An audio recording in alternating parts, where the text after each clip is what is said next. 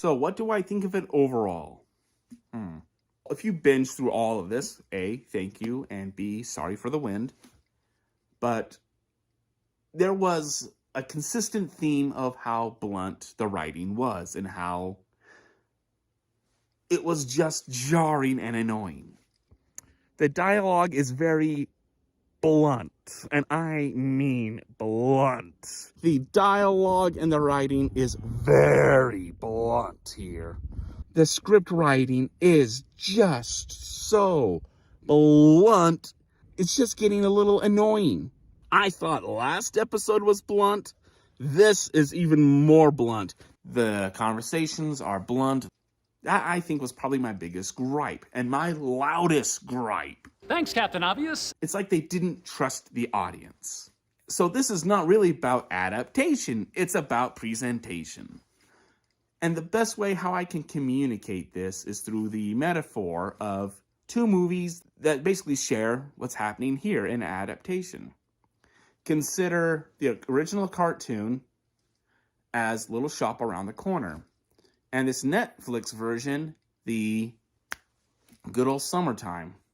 What happened here was the original, yes, they were family friendly. Yes, there were some funny spots. However, the originals both had a mature story beats and a darker tone that led to something that was a lot more emotionally and gripping.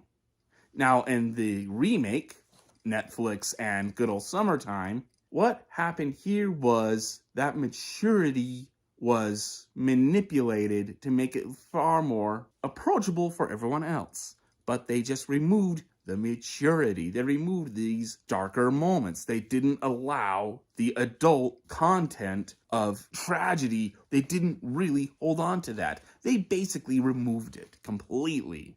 That's what happened here. That is not good. So it's not about adaptation. It's more about they just removed these mature themes, these darker aspects. They completely removed that. And they assassinated a lot of good characters. Now, this is leaning more into adaptation, but there was a huge character assassination with Iroh, Boomy, and the Water Tribe Princess, whose name I can't remember for the life of me right now. Those three got hurt hard.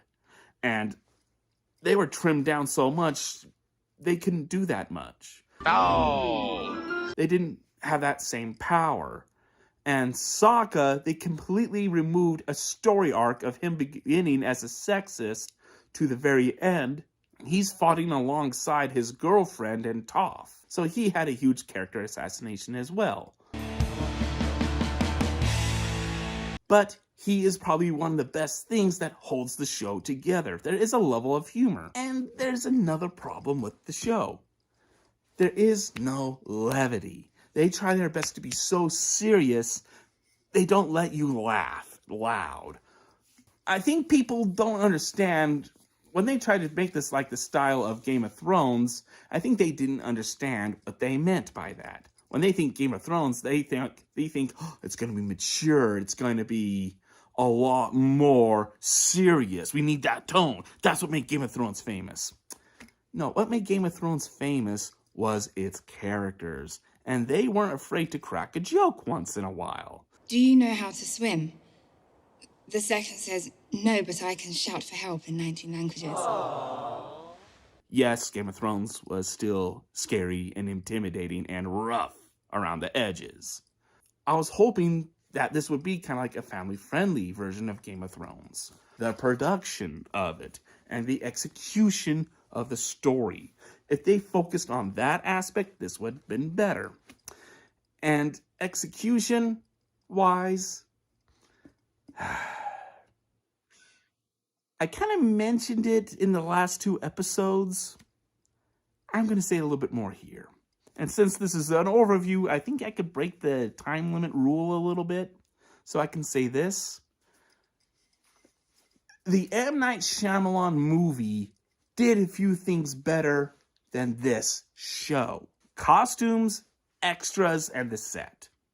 What I mean is with the sets is that of the M. Night Shyamalan, there was actually a level of believability there. Limited as it was, It did have a better budget. They were on location, so things felt a little bit more real. The Netflix's Avatar, their sets and their set designs, they felt like it was on a soundstage. And everything was very bright. I mean, very bright, like a cartoon. They could have toned down their colors a bit and add a lot more wear and tear. Costumes of the M. Night Shyamalan, they look like they're real.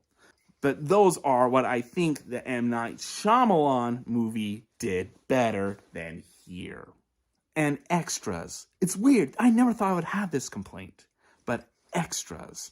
When we go to these big, large city sites and there's a large population, it feels like there's very few people there. It doesn't feel like it's been lived in. It feels like we can only have small groups of people from cities, invasion forces, and armies.